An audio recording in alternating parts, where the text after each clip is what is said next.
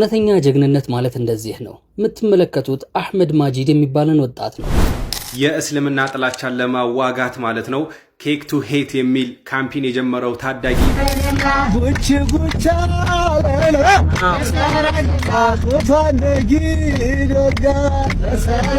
የሙስሊም ጭፈራ ቤት አለ የለም? የሙስሊም መጠጥ ቤት አለ የለም? እውነተኛ ጀግንነት ማለት እንደዚህ ነው። የምትመለከቱት አህመድ ማጂድ የሚባልን ወጣት ነው። ሰሞኑን ወደ ስራው እየሄደ ሳለ አንድ መኪና ከመንገድ ወጥቶ ወደ ወንዝ ውስጥ ሲወድቅ ይመለከታል። መኪና ውስጥም አባት፣ እናትና ትንሽ ልጅ ህይወታቸውን ለማዳን እየታገሉ ነበረ። ሰዎች በፍርሃት ቆመው ሲመለከቱ አህመድ ግን ሳያመነታ ወደ ውሃው ዘለለ። የመኪናውን መስታወት በእጁ ሰበረ። እጁ ቢቆረጥም ህመሙን ቻል አድርጎ መጀመሪያ ህፃኗን፣ ቀጥሎም አባቷን፣ በስተመጨረሻም እናቷን በህይወት ሊያተርፍ ችሏል። በአላህ ፍቃድ 3 ንጹሃን ህይወቶችን ከሞት ታድጓል። አላህም በቁርአኑ እንደዚህ ይለናል፣ አንዲትን ነፍስ ያዳነ ሁሉንም የሰው ልጅ እንዳዳነ ይቆጠራል። የእስልምና ጥላቻን ለማዋጋት ማለት ነው ኬክ ቱ ሄት የሚል ካምፔን የጀመረው ታዳጊ ቱርክ ደርሶ ማለት ነው በዚህ ጉዳይ የቱርኩ ፕሬዝዳንት አነጋገሩት። ስለዚህ ጉዳይ እስኪ ትንሽ ልበላችሁ። ይህ ታዳጊ ማን ነው? የቱርኩስ ፕሬዝዳንት በዚህ ደረጃ ለምን ተቀበሉት የሚለውን ትንሽ ላብራራላችሁ። ታዳጊው የ12 ዓመቱ ጆሹዋ ሃሪስ ይባላል። እንግሊዛዊ ነው። እናም የእስልምና ጥላቻ ያለባቸው ሰዎች እሱ በሚኖርባት ከተማ የሚገኘውን ዳሩስ ሰላምን ያጠቃሉ። በዚህ የተናደዱት ይሄ ልጅና አባት ማለት ነው አንድ ነገር ያስባሉ።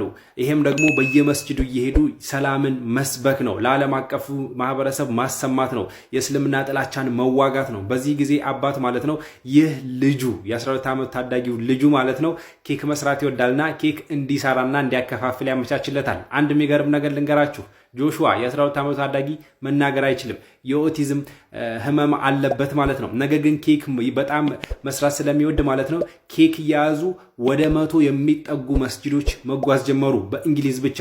በዚህ ጊዜ የቀኝ አክራሪ እነዛ የእስልምና ጥላቻ ያለባቸው ሰዎች ማለት ነው እንግዲህ ይህንን የ12 ዓመት ታዳጊና አባቱን ማስፈራራት ጀመሩ። የሚያስፈራሩት ደግሞ ማለት ነው አቁሙ እንደዚህ እያሉ ማለት ነው በጣም ሲያስፈራሯቸው፣ እነሱ ግን ይህንን ነገር ማቆም አልፈለጉ ጭራሽ ማለት ነው። ይሄ ዛቻው በበዛ ቁጥር እነሱ ዓለም አቀፍ አደረጉትና እንደምትመለከቱት አባትና ልጅ መዲና ድረስ ሄደው እንዲህ ቴምር እየሰጡም ታዩ ማለት ነው። ይህ ተግባራቸው በዓለም አቀፍ ደረጃ እነዚህ ዘረኝነትን የሚቃወሙትና የእስልምና ጥላቻን የሚቃወሙ ሰዎች እንግዲህ በጣም ሊወዷቸው ቻሉ፣ በዚህ ደረጃ መንቀሳቀሳቸው ማለት ነው።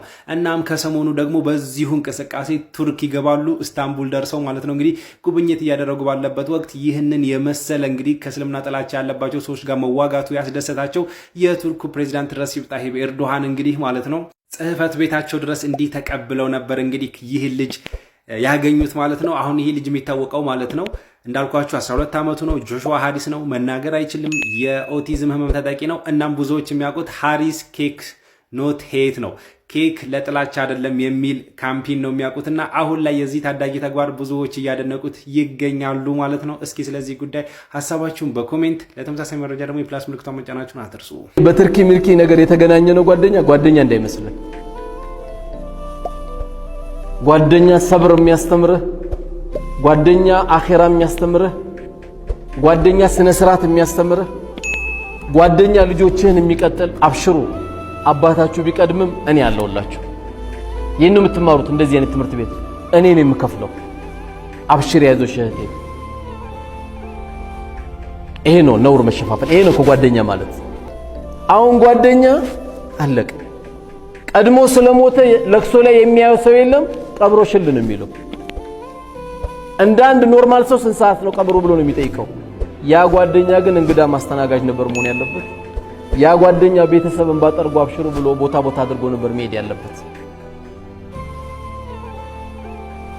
ይሄ ሁሉ ጭንቅ ውስጥ ከመግባት ምን እናርገው? በቃ ይቅርም። በጓደኛ ምን ያደርግልሃል?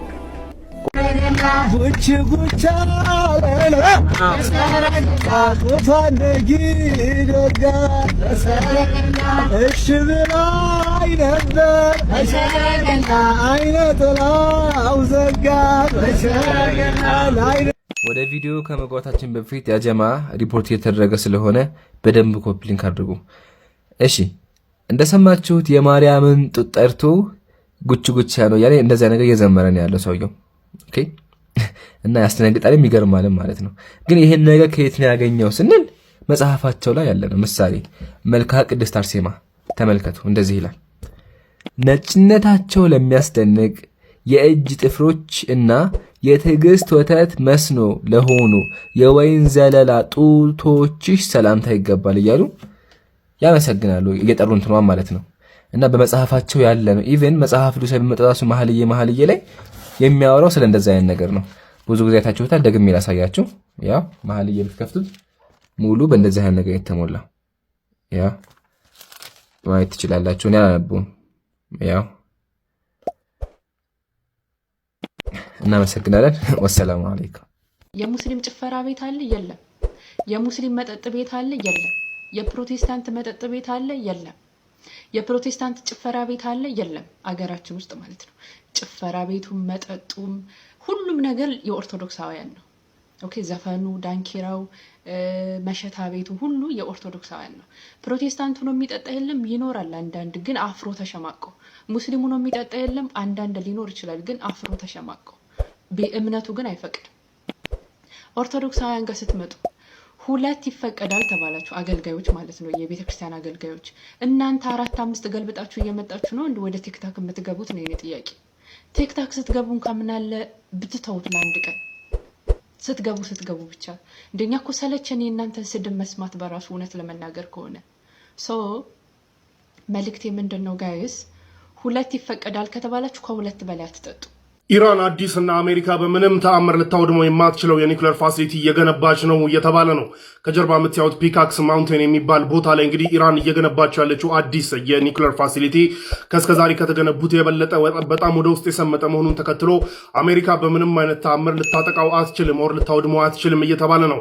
ባለፉት ጊዜያት እንደምታስታውሱት ናታንዝ፣ ፎርዶ እና ኢስፋሃን የሚባሉ 3 የኒውክሌር ፋሲሊቲዎች በአሜሪካ በንከር በስተር ቦምብስ ኦር GBU 57 ምናምን በሚባሉ እስከ 60 ሜትር አፈር ድረስ ገብተው መፈንዳት የሚችሉ ቦምቦች ጥቃት እንደደረሰባቸው ታውቃላችሁ።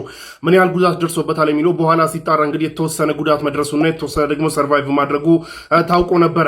ነገር ግን ኢራን ከ2020 ጀምሮ ስትገነባው የነበረው ይህ ከጀርባ ያለው ፋሲሊቲ ግን ከ100 እስከ 140 ሜትር ዴፕት ድረስ ስምጠት ድረስ ነው እየተገነባ ያለው ነው የተባለው። ከሱ በላይ ደግሞ ያለው ግራናይት የሚባለው የድንጋይ አይነት መሆኑን ተከትሎ በቀላሉ ሊፈነዳ በቀላሉ ጉዳት ሊደርስበት የሚችል አይደለም ነው እየተባለ ያለው።